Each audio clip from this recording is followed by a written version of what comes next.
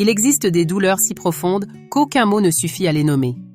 Perdre un bébé avant ou peu après sa naissance en fait partie. Ce n'est pas seulement une vie fragile qui s'éteint, c'est un avenir entier qui s'effondre. Dès la grossesse, on prépare une place. On imagine un visage, un sourire, des projets. Quand tout s'arrête, c'est ce rêve qui disparaît. Souvent, l'entourage ne comprend pas. On entend « tu en auras un autre » ou « ce n'était pas encore vraiment un enfant ». Pourtant, pour une mère, pour un père, le lien existait déjà. La perte ne se mesure pas en jours vécus, mais à l'intensité de l'amour. Le deuil périnatal est particulier. Il oblige à dire adieu à l'enfant et à l'avenir qu'on lui avait construit. Il mêle solitude, injustice, parfois colère. Beaucoup se demandent « pourquoi nous ?» La culpabilité est une réaction normale, mais elle est injustifiée. Personne n'est en cause.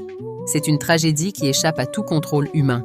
Dans certaines traditions, on parle de « enfants-anges », des tout-petites devenues messagères de lumière, présence discrète qui continuent d'accompagner leurs parents. Qu'on y croit ou non, cette image apaise et rappelle que cette courte vie a laissé une trace indélébile. On évoque aussi le « Rainbow Baby », le bébé arc-en-ciel qui naît après une perte. Comme l'arc-en-ciel après la tempête, il symbolise l'espoir et le renouveau. Il ne remplace pas l'enfant disparu. Il coexiste avec son souvenir et donne parfois la force d'avancer. Chacun traverse ce deuil à sa manière. Il n'y a ni chemin unique, ni durée imposée.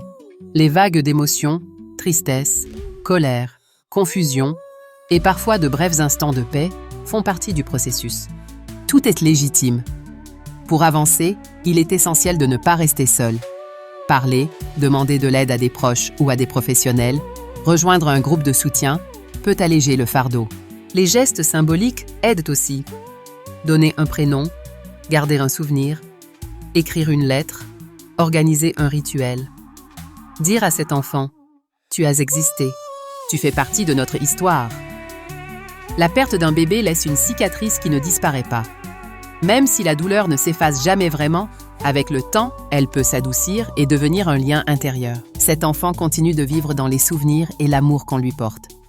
Tu as le droit de pleurer, de te souvenir, de retrouver l'espérance. Et tu n'as pas à porter ce deuil seul.